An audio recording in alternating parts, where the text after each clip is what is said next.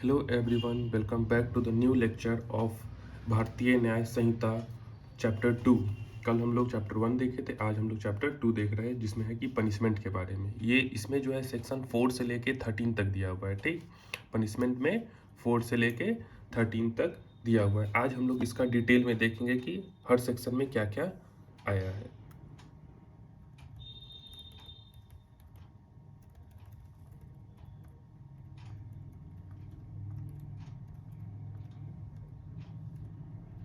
तो यहाँ से हमारा चैप्टर 2 शुरू होता है, पनिशमेंट। ओके, तो पनिशमेंट में क्या करता है section 4, the punishment of which offenders are liable under the provision of this Sanhita are. किस किस ऑफेंडर जो है प्रोविजन में इस संहिता में आएंगे, जैसे death, imprisonment for life, that is to say imprisonment for remainder of person natural life. Imprisonment for life समझ गए कि जितना भी पर्सन का लाइफ बचा हुआ है उसके बारे में। Imprisonment which is two type, दो तरह का होता है, रिग्रेस और सिंपल। रिग्रेस में क्या होता है, हार्ड वर्क होता है, हार्ड लेबर करवाता है उसे। ठीक, for feature of property, property की जब्ती, for feature of property, fine, community service. ठीक है, इन चारों चीज के बारे में देख लीजिएगा। जो हाईलाइट किया हुआ है उसको आप लोग भी हाईलाइट कर लीजिएगा, नोट्स बनाने में काम आएगा। इसके बाद आता है section 5, communication of commutation of sentence of death for और इम्प्रिजमेंट फॉर लाइफ। इसमें क्या कहता है कि death has been passed, the appropriate government may, without the consent of the offender, commute the punishment for any other punishment provided by this संहिता। ठीक, imprisonment for life has been passed, the appropriate government may, without the consent of the offender, commute the punishment for the imprisonment of either description for term not exceeding 14 year। क्या कहता है, 14 year से ज़्यादा exceed नहीं करना चाहिए। For the purpose of this section expression appropriate government means, appropriate government का क्या मतलब है, in case where the sentence is a sentence of death or is for an offense against any law relating to the matter of to which the executive power of the union extends the central government, and in cases where the sentence whereof the death or not is for an offense against any law relating to a matter to which executive power of the state extends, executive power of the state extends the government of the state within which the offender is sentenced। okay, section 6 कहता है fraction of term of punishment, sentence may be in a certain case of imprisonment Holi और partly rigorous और simple. ठीक है, इन calculating fraction of term of punishment, imprisonment for life shall be reckoned as equivalent to imprisonment for 20 years unless otherwise provided। ठीक है, in every case in which an offender is punishable with imprisonment which may be the either description, it shall be competent to the court which sentence such offender to the direct in the sentence that such imprisonment shall be wholly rigorous or such imprisonment shall be wholly simple, wholly rigorous, or any part of the such imprisonment shall be rigorous and the rest simple. ठीक, दोनों तीनों हो सकता है। Where no sum is expressed to which a fine may extend. ठीक, the amount of fine which is the offender is liable is limited but not be excessive. इसको underline कर लीजिएगा, ये हमेशा एग्जाम में भी इसका कुछ रहता है, एग्जाम में भी क्वेश्चन एमसीक्यू में रहता है। The amount of fine to which the offender is liable is unlimited.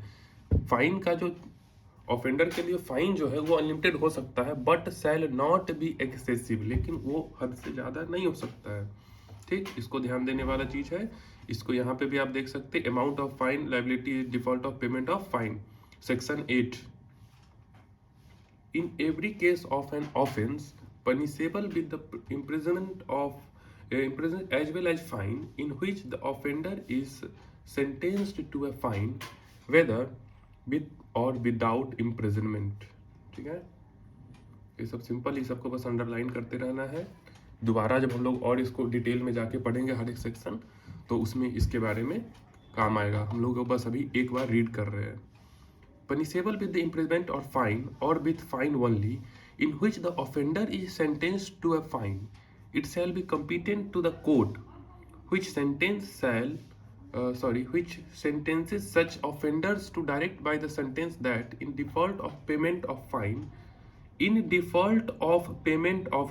Fine अगर देने में आपको कोई प्रॉब्लम हुई, the offender shall suffer imprisonment for a certain term, तो ऑफेंडर जो होगा उसको इम्प्रिजमेंट कारागार में डाला जाएगा, उसको जेल जाना पड़ेगा। in which imprisonment shall be excess of any other imprisonment to which he may have been sentenced or to which he may be liable under the commutation of the sentence। जो भी उसके ऊपर fine होगा, अगर वो fine नहीं भरता है तो उसके ऊपर जो है imprisonment for a certain term जो होगा उसको वो जाना पड़ेगा।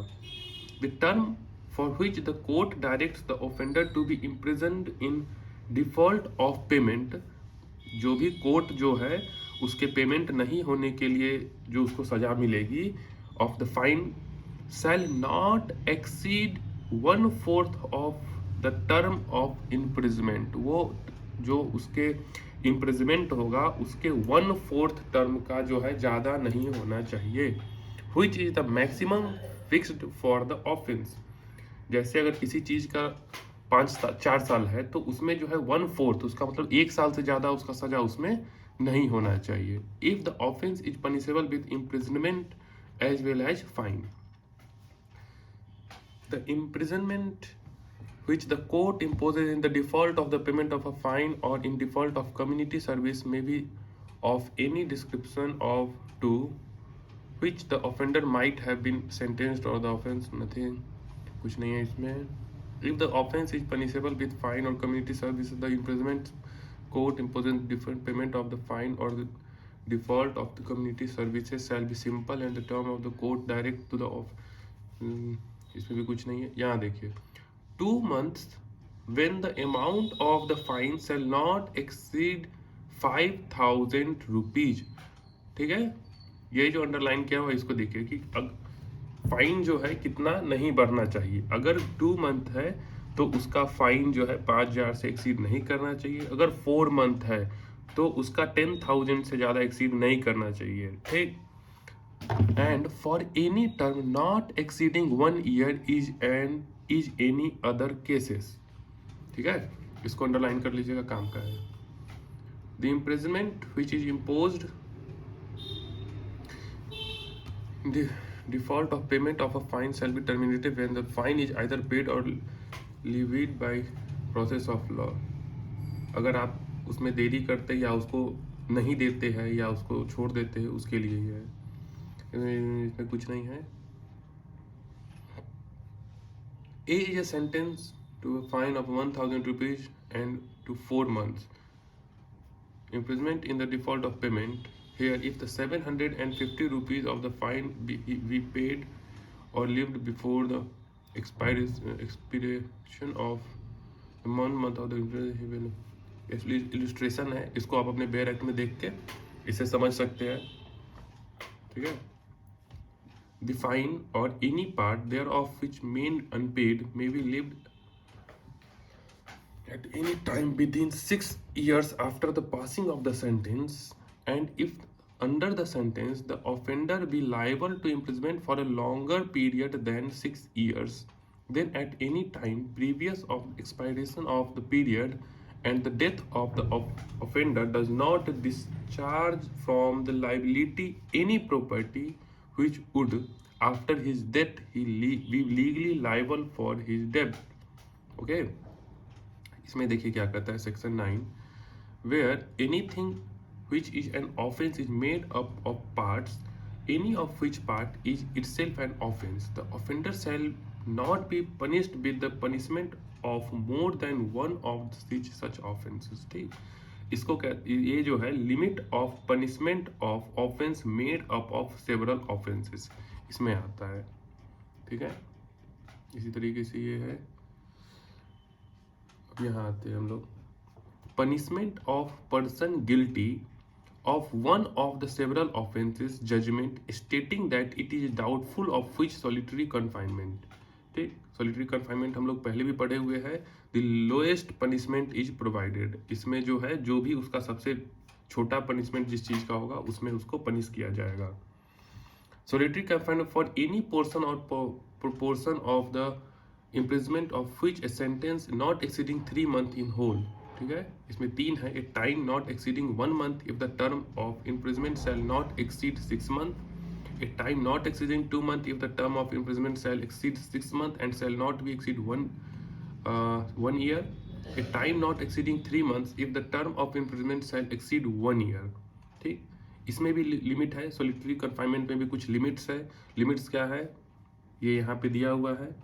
इन executing a sentence of solitary confinement, such confinement shall in no case exceeding 14 days at a time, with interval between the period of solitary confinement of not less duration such than such period, and when the imprisonment awarded shall exceed 3 months and the solitary confinement shall not exceed 7 days in any 1 month of the whole imprisonment awarded, within interval between a period of solitary confinement of not less duration than such period। ठीक है, अच्छा ये देख लीजिए इसमें 13 number जो section है इसमें क्या लिखे हुए हैं।